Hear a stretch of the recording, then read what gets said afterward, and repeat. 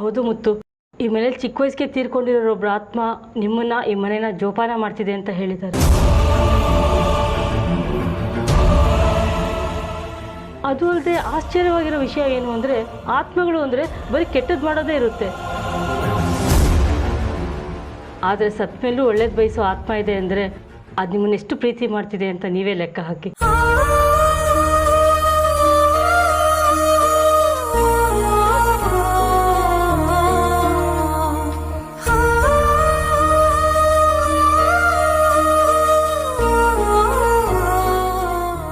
ತುಂಬ ಇಷ್ಟಪಡ್ತಿದ್ಲಮ್ಮ. ಅವಳು ಅಂದರೆ ನನಗೆ ಪಂಚಪ್ರಾಣ. ಅವಳಿಗೂ ಅಷ್ಟೇ ನಾನು ಅಂದರೆ ತುಂಬ ಇಷ್ಟ. ಯಾರಪ್ಪ ಮುತ್ತುವುದು?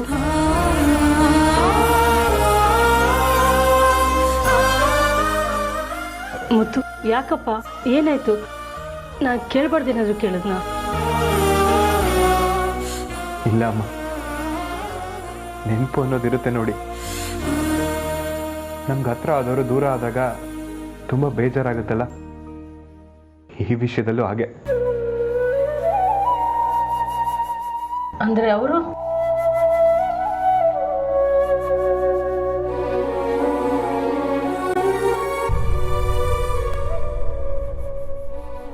ನನ್ನ ಹೆಂಡತಿ ಚಿತ್ರ.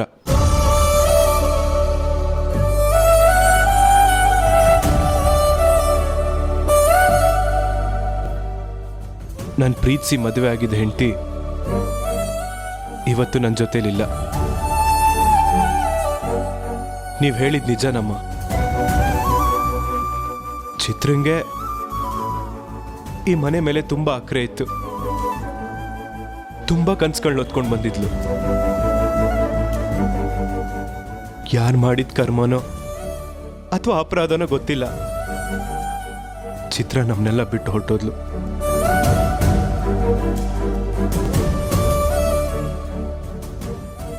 ಅವಳು ಹೋಗ್ತಾ ನನ್ನ ಒಂಟಿ ಮಾಡೋಗ್ಲಿಲ್ಲ. ನನಗೆ ಅಂತ ಒಂದು ಪುಟ್ಟ ಮಗುನ ಕೊಟ್ಟೋದ್ಲು. ಅವಳೆ ನನ್ನ ಮಗಳು ಸ್ವಾತಿ. ಆ ಫೋಟೋ ನೋಡಿದೆ, ತುಂಬ ಮುದ್ದಾಗಿದ್ದಾಳೆ.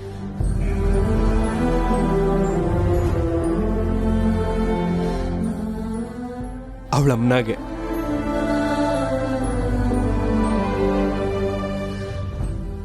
ಆ ದೇವರು ಯಾಕೆ ಈ ರೀತಿ ಶಿಕ್ಷೆ ಕೊಟ್ಟ ಅಂತ ನನಗಂತೂ ಗೊತ್ತಿಲ್ಲ.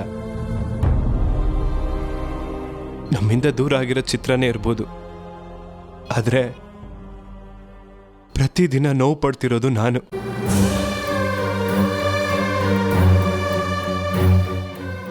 ಸ್ವಾಮಿಗಳು ಹೇಳ್ದಾಗೆ ಅವಳಾತ್ಮನೆ ಮನೆ ಸುತ್ತುತ್ತಾ ಇರುತ್ತೆ. ತುಂಬ ಆಸೆಗಳು ಹಾಗೆ ಉಳ್ಕೊಂಡಿದೆ ಅಂತ ಕಾಣುತ್ತೆ. ಚಿತ್ರ ಕೊನೆವರೆಗೂ ನನ್ನ ಜೊತೆ ಬಾಳ್ಬೇಕು ಅಂತ ತುಂಬ ಆಸೆ ಇಟ್ಕೊಂಡಿದ್ಲು. ಅವಳ ಆಸೆಗಳು ಈಡೇರಿಲ್ಲ, ಅದಕ್ಕೆ ಇನ್ನೂ ಈ ಮನೆ ಸುತ್ತಾನೆ ಸುತ್ತುತ್ತಾ ಇದ್ದಾಳೆ.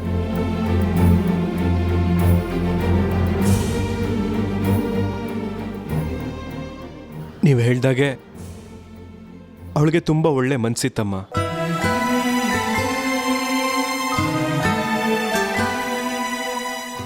ಬಡತನದ ಕಷ್ಟ ಏನು ಅಂತ ಗೊತ್ತಿತ್ತು.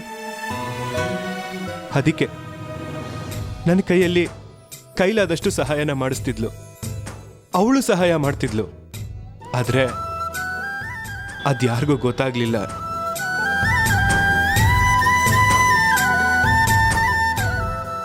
ಅವಳನ್ನ ಎಷ್ಟು ಹಚ್ಕೊಂಡಿದ್ದೆ ಅಂದರೆ, ಈಗಲೂ ಪ್ರತಿ ಕ್ಷಣನೂ ಅವಳ ನೆನಪಲ್ಲೇ ಇರ್ತೀನಿ. ಪ್ರೀತಿ ಅಂದ್ರೇನೆ ಆಗಲ್ವಾ, ಮರೆಯಕ್ಕಾಗಲ್ಲ.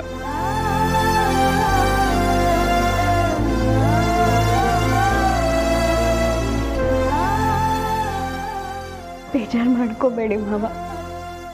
ಒಂದು ಒಳ್ಳೆ ವಿಚಾರ ಏನು ಅಂದರೆ, ಚಿತ್ರಕನ ಮನೆ ಸುತ್ತಾನೆ ಸುತ್ತಿದಾರಂತೆ. ನಾವು ಖುಷಿಯಾಗಿದ್ರೆ ಅವರು ಖುಷಿಯಾಗಿರ್ತಾರೆ.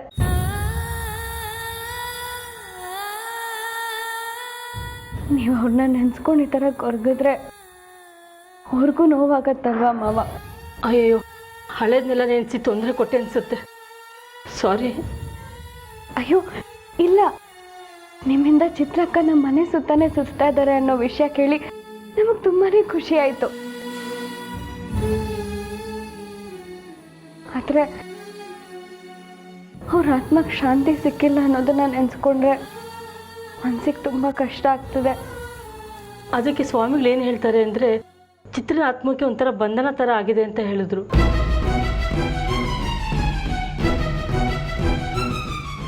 ಈ ಮನೇನ ಬಿಟ್ಟು ಹೋಗೋದಕ್ಕೆ ಕಷ್ಟ ಆಗ್ತಾ ಇದೆಯಂತೆ. ನಾವೊಂದು ಕಲ್ಲಿಟ್ಟು ಪೂಜೆ ಮಾಡಿದ್ರೆ ಬರೀ ಚಿತ್ರಗಷ್ಟೇ ಅಲ್ಲ, ಈ ಮನೆಗೂ ಒಳ್ಳೇದಾಗುತ್ತೆ ಅಂತ ಹೇಳಿದ್ರು. ನೀವು ಸ್ವಾಮಿಗಳ ಹತ್ರ ಮಾತಾಡಿ ಪೂಜೆಗೆ ಏನೇನು ಬೇಕೋ ಎಲ್ಲ ಏರ್ಪಾಡು ಮಾಡಿ. ಹಾಗೆ ಮಾಡ್ತೀನಿ. ಆದರೆ ನೀನು ಚಿತ್ರನ ವಿಷಯನ ನೆನೆಸ್ಕೊಂಡು ಬೇಜಾರು ಮಾಡ್ಕೋಬೇಡಪ್ಪ. ಚಿತ್ರ ನಮ್ಮನ್ನೆಲ್ಲರನ್ನೂ ಬಿಟ್ಟು ಹೋಗಿದ್ದಾಳೆ, ಆದರೆ ಯಾವಾಗಲೂ ಅವಳು ನಿನ್ನ ಖುಷಿನೇ ಬಯಸ್ತಾಳೆ.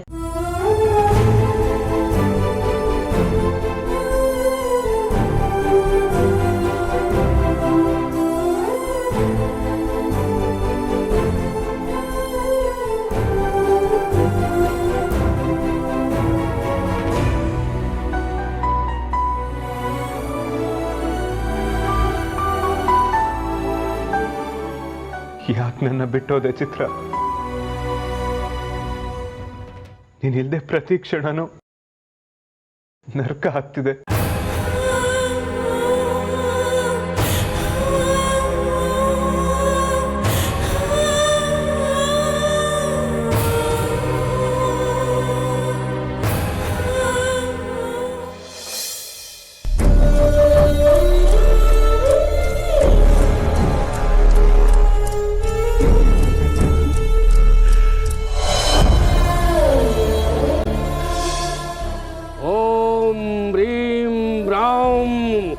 ಬರಬೇಕು ಚಿತ್ರ, ಅವಳ ಮನಸ್ಸಿಗೆ ಶಾಂತಿ ಸಿಗಬೇಕು.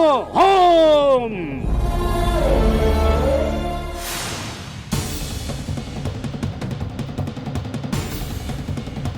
ನನಗೆ ಗೊತ್ತಿಲ್ಲದೆ ಏನೇನೋ ನಡೀತಿದೆಯಲ್ಲ. ಪೂಜೆ ಏನೋ ಓಕೆ, ಆದರೆ ಚಿತ್ರನ್ ಫೋಟೋ ಯಾಕೆ ಅಂತ ಅರ್ಥ ಆಗ್ತಿಲ್ವಲ್ಲ. ಅದಕ್ಕೆ ಇದ್ರ ಬಗ್ಗೆ ನಿಮ್ಗೇನಾದ್ರೂ ಗೊತ್ತಿದೆಯಾ? ಇಲ್ಲ ಮಾಯಾ. ಓಂ ಭ್ರೀಂ ರಾಮ್. ಚಿತ್ರನ ಮನಸ್ಸಿಗೆ ಶಾಂತಿ ಸಿಗಬೇಕು, ಶಾಂತಿ ಸಿಗಬೇಕು.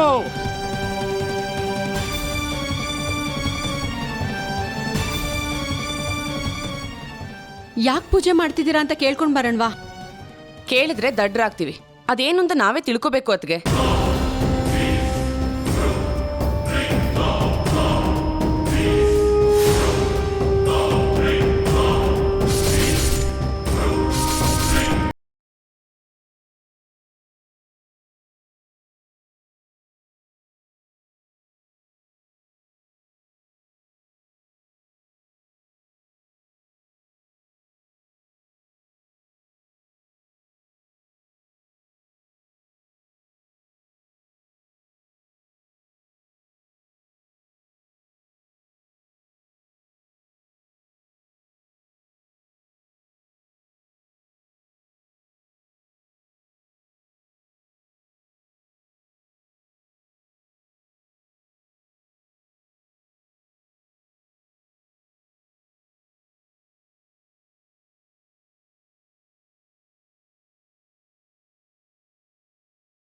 ಒಳ್ಳೆ ರೀತಿಲೇ ಆಗಿದೆ. ನಾನು ಈ ಮನೆ ಬಂದಾಗ ಒಂದು ಶಕ್ತಿ ಬದಲಾವಣೆ, ಒಂದು ಶಕ್ತಿ ಸುತ್ತಾಡ್ತಿರೋದು ನನಗೆ ಗೋಚರವಾಯಿತು. ಆಕೆ ಸದಾ ನಿಮ್ಮ ಒಳ್ಳೆದಕ್ಕೆ, ನಿಮ್ಮ ರಕ್ಷಣೆಗಿರ್ತಾಳೆ ಅನ್ನೋದೇ ಖುಷಿ ವಿಚಾರ. ಅತ್ಗೆ ಅವ್ರು ಏನು ಮಾತಾಡ್ತಿದ್ದಾರೆ ಅಂತಲೇ ನನಗೆ ಕೇಳಿಸ್ತಿಲ್ಲ. ನಾನು ಕೇಳಿಸ್ಕೊಳ್ಳೋ ಪ್ರಯತ್ನ ಮಾಡ್ತಿದ್ದೀನಿ ಇರು. ಏನು ಚಿತ್ರಂಗೆ ಮೋಕ್ಷನ? ಮೋಕ್ಷ ಸಿಗೋದು ಅವರವರ ಪಾಪ ಪುಣ್ಯದ ಮೇಲೆ ನಿಂತಿರುತ್ತೆ. ಮತ್ತು ನನ್ನ ಪ್ರಕಾರ ಹೇಳಬೇಕು ಅಂದರೆ ಚಿತ್ರ ಈ ಮನೆ ಸುತ್ತುತ್ತಾ ಇರೋದೇ ಒಳ್ಳೆಯದು.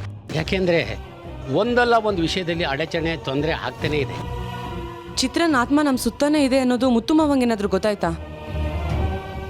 ಆಕೆ ನಿಮಗೆ ಗೊತ್ತಿದ್ದಂಗೆ ನಿಮ್ಮನ್ನು ಕಾಪಾಡ್ತಾ ಇದ್ದಾಳೆ.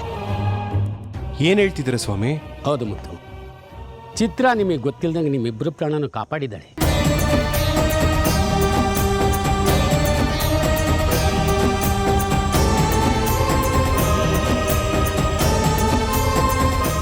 ನೀವು ಕಷ್ಟದಲ್ಲಿದ್ದಾಗ ಚಿತ್ರ ಒಂದಲ್ಲ ಒಂದು ರೂಪದಲ್ಲಿ ಬಂದು ನಿಮ್ಮನ್ನು ಕಾಪಾಡಿದ್ದಾಳೆ. ನನಗಿದೆಲ್ಲ ನಂಬೋಕೆ ಆಗ್ತಿಲ್ಲ. ಈಗಲಾದರೂ ಚಿತ್ರ ಶಕ್ತಿ ಏನು ಅಂತ ಅರ್ಥವಾಗಿದೆಯಲ್ಲ. ಆಕೆ ಇರೋದ್ರಿಂದನೇ ಈ ಮನೆಗೆ ಆ ಸುಖ ಶಾಂತಿ ಇರೋದು.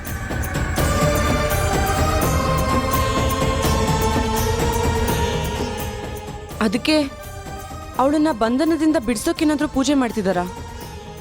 ಏನು ಚಿತ್ರ ಜೊತೆಗೆ ಇರ್ತಾಳ? ಅಲ್ಲಿಗೆ ನಿನ್ನ ಅಣ್ಣನ ಮದ್ವೆ ನಡೆದ ಹಾಗೆ. ಏನ್ ಮಾತಾಡ್ತಿದ್ದೀರಾ ಅದ್ಕೆ? ಇನ್ನೇನ್ ಮಾಯಾ, ಮೊದ್ಲೇ ಚಿತ್ರ ಬಂದು ಬೆಳ್ಳಿ ಮುತ್ತಣ್ಣನ ಮದ್ವೆ ಮಾಡೇ ಮಾಡ್ತೀನಿ ಅಂತ ಹೇಳಿದಾಳೆ. ಹಾಗಿದ್ಮೇಲೆ ನಿನ್ ಮದ್ವೆ ಹೇಗ್ ನಡೆಯುತ್ತೆ? ಆ ಚಿತ್ರ ಅಲ್ಲ, ಇನ್ಯಾರೇ ಬಂದ್ರೂ ಈ ಮಾಯನ್ನ ಭಯಪಡ್ಸಕ್ಕಾಗಲ್ಲ. ಚಿತ್ರಂಗ್ ಶಕ್ತಿ ಬಂದ್ರೂ ಸರಿ, ಬರ್ದೇ ಇದ್ರು ಸರಿ, ನನ್ನ ಮುತ್ತು ಮಾವನ್ ಮದ್ವೆ ನಡ್ದೇ ನಡೆಯುತ್ತೆ. ಯಾವುದೇ ಕೆಟ್ಟ ಶಕ್ತಿ ಬಂದರೂ ಚಿತ್ರ ಅದನ್ನು ವಿರೋಧಿಸ್ತಾಳೆ. ನಿಮ್ಮ ಪರವಾಗಿ ನಿಂತು ಚಿತ್ರ ಹೋರಾಡ್ತಿದ್ದಾಳೆ. ಇನ್ನು ಮೇಲೆ ಯಾವುದೇ ಶುಭ ಕಾರ್ಯ ನಡೆದರೂ ಅಡ್ಡಿ ಆತಂಕ ಇರೋದಿಲ್ಲ.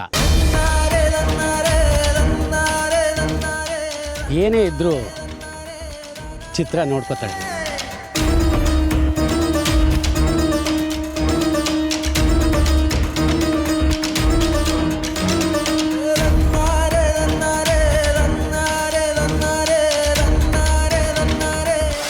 ಚಿತ್ರನ್ ಆತ್ಮದ ಬಗ್ಗೆ ಏನಾದ್ರೂ ಗೊತ್ತಾಗಿದೆಯಾ ಅದ್ಕೆ? ಈ ವಿಷಯನ ಮೊದಲು ಅಮ್ಮಂಗೆ ಹೇಳಲೇಬೇಕು ಮಾಯಾ. ಚಿತ್ರಂಗ್ ಶಕ್ತಿ ಬರುತ್ತಾ? ಅವಳಿರೋದೇ ನಮ್ ಬೆಂಡೆತ್ತಕ್ಕೆ. ಇನ್ನೇನಾರು ಅವಳಿಗೆ ಶಕ್ತಿ ಬಂದ್ಬಿಟ್ರೆ ನಮ್ಮನ್ ಸುಮ್ಮನೆ ಬಿಡ್ತಾಳ? ಚಟ್ನಿ ಪುಡಿ ಮಾಡ್ಬಿಡ್ತಾಳ ಅಷ್ಟೇ. ನೀವು ಬೆಳ್ಳಿ ಅಂದರೆ ಚಿತ್ರನಿಗೆ ಪಂಚಪ್ರಾಣ. ಹೋಗಿ ಮನಸಾರೆ ಚಿತ್ರನ ಬೇಡ್ಕೊ.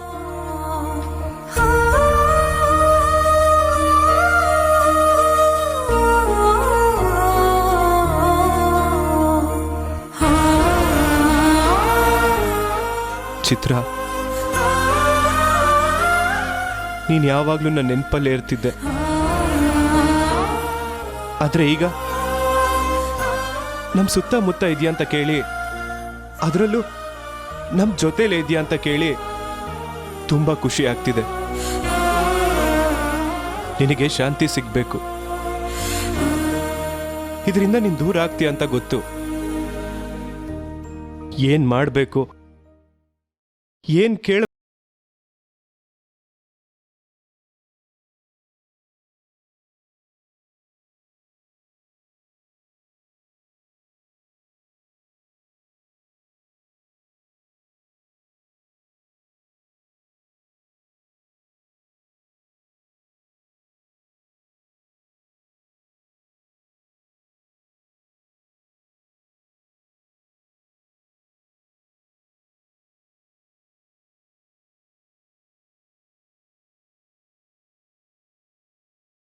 ನೀವೇನಾದ್ರೂ ಬಂದಿರಲಿಲ್ಲ ಅಂದಿದ್ರೆ ಚಿತ್ರನ ವಿಷಯ ಆಗಲಿ ಅಥವಾ ಈ ಮದುವೆಗೆ ಆಗ್ತಿರೋ ತೊಂದರೆಗಳಾಗಲಿ ನಮಗೆ ಗೊತ್ತಾಗ್ತಾನೆ ಇರಲಿಲ್ಲ.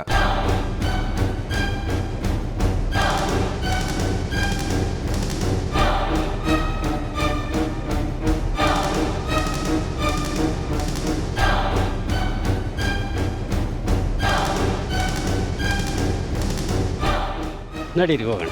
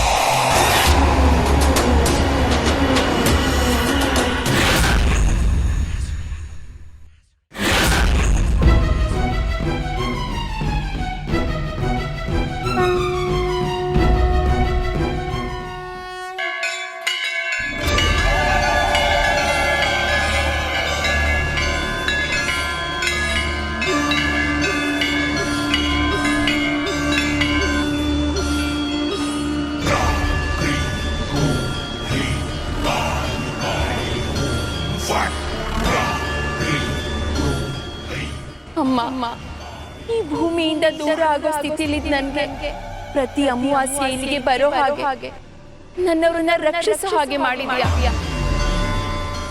ಆದ್ರೆ ಈ ಶಕ್ತಿ ಪ್ರತಿ ಅಮಾವಾಸ್ಯೆ ದಿನ ಬಂದ್ರೆ ಸಾಕಾಗಲ್ಲ ತಾಯಿ. ಉಳಿದ ದಿನ ನನ್ನವರನ್ನ ಹೇಗೆ ರಕ್ಷಿಸ್ಕೊಳ್ಬೇಕು ಅಂತಾನೆ ನಂಗೆ ಗೊತ್ತಾಗ್ತಾ ಇಲ್ಲ. ದುಷ್ಟ ಶಕ್ತಿಗಳ ಆರ್ಭಟ ಹೆಚ್ಚಾಗ್ತಿದೆ. ಇದನ್ನೆಲ್ಲ ಮಟ್ಟ ಹಾಕ್ಲೇಬೇಕು ತಾಯಿ.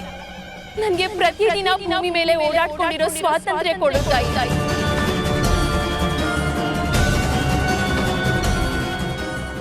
ನನ್ನ ಹತ್ರ ಇರೋ ಶಕ್ತಿನ ಶಾಶ್ವತವಾಗಿ ನನ್ನ ಹತ್ರನೇ ಇರೋ ತರ ಮಾಡು ತಾಯಿ. ನೋಡು ಮಗಳೇ, ನೀನ್ ಬೇಡ್ತಿರೋ ವರ ಎಷ್ಟು ದುಬಾರಿ ಆಗುತ್ತೆ ಅಂತ ಯೋಚಿಸ್ತಿದ್ಯಾ? ನಿನ್ನ ಆಸೆಗಳು ಈಡೇರದೆ ಆತ್ಮ ಆಗಿ ಓಡಾಡ್ತಿದ್ಯಾ.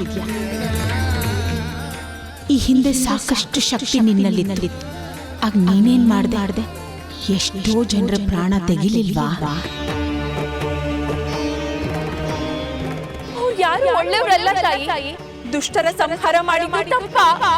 ಅವರವರ ಪಾಪ ಕರ್ಮಕ್ಕೆ ಅನುಗುಣವಾಗಿ ಅವರೇ ಶಿಕ್ಷೆ ಅನುಭವಿಸ್ತಾ.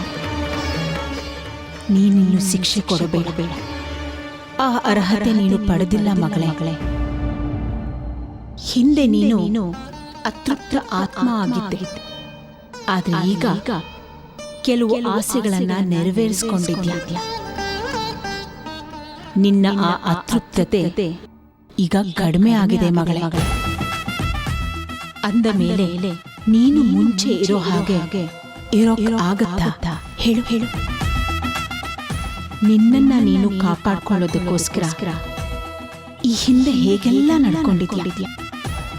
ಎಷ್ಟು ಜನರ ಪ್ರಾಣ ಹಾನಿ ಮಾಡಿದ್ಯಾ. ಲೆಕ್ಕ ಹಾಕು. ಅಂದಮೇಲೆ ನಿನ್ನಲ್ಲಿರೋ ಈ ಶಕ್ತಿ ಶಾಶ್ವತವಾಗಿ ಉಳಿಸೋಕೆ ಬಿಡೋದಾ? ಬಿಟ್ರೆ ಒಳ್ಳೇದಾಗತ್ತಾ? ಯೋಚನೆ ಮಾಡು ಮಗಳೇ. ಇಲ್ಲ ತಾಯಿ, ಪ್ರಮಾಣ ಮಾಡಿ ಹೇಳ್ತೀನಿ, ಯಾವುದೇ ಕಾರಣಕ್ಕೂ ಪ್ರಾಣ ಹಾನಿ ಮಾಡಲ್ಲ. ಎಷ್ಟೇ ಕಷ್ಟ ಆದ್ರೂ ಸರಿ ನಮ್ಮವರನ್ನ ಅನ್ಯಾಯದಿಂದ ಪಾರು ಮಾಡ್ತೀನಿ ಹೊರತು ಯಾವುದೇ ಕಾರಣಕ್ಕೂ ಬೇರೆಯವ್ರನ್ನ ಕೊಲ್ಲೋ ತಪ್ಪು ಮಾಡಲ್ಲ ತಾಯಿ. ಕೈ ಮೀರಿ ಕೆಲವರನ್ನ ನಾನು ಸಾಯಿಸಿರ್ಬೋದು, ಆದ್ರೆ ಅದೆಲ್ಲ ಮಾಡಿದ್ದು ನನ್ನವರನ್ನ ಕಾಪಾಡೋ ದೃಷ್ಟಿಯಿಂದ ಅಷ್ಟೇ ತಾಯಿ. ದಯವಿಟ್ಟು ಅಮಾವಾಸ್ಯೆಗೆ ಇರೋ ಶಕ್ತಿ ನನ್ನ ಹತ್ರನೇ ಶಾಶ್ವತವಾಗಿ ಇರೋ ತರ ವರ ಕೊಡು ತಾಯಿ. ವಿಧಿ ಲಿಖಿತ ಅನ್ನೋದು ಒಂದಿರುತ್ತೆ ಮಗಳೇ.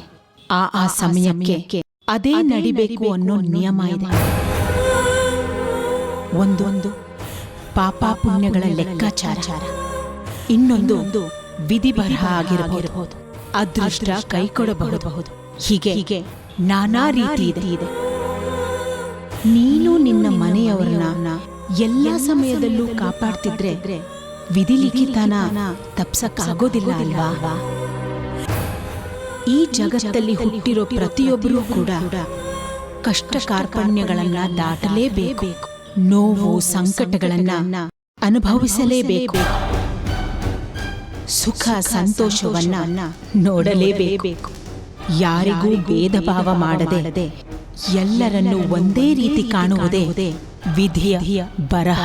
ನಾನಿನ್ನೇನು ಕೇಳಲ್ಲ, ವಿಧಿ ಬರಹ ತಪ್ಪಿಸೋ ಪ್ರಯತ್ನ ಮಾಡಲ್ಲ ತಾಯಿ.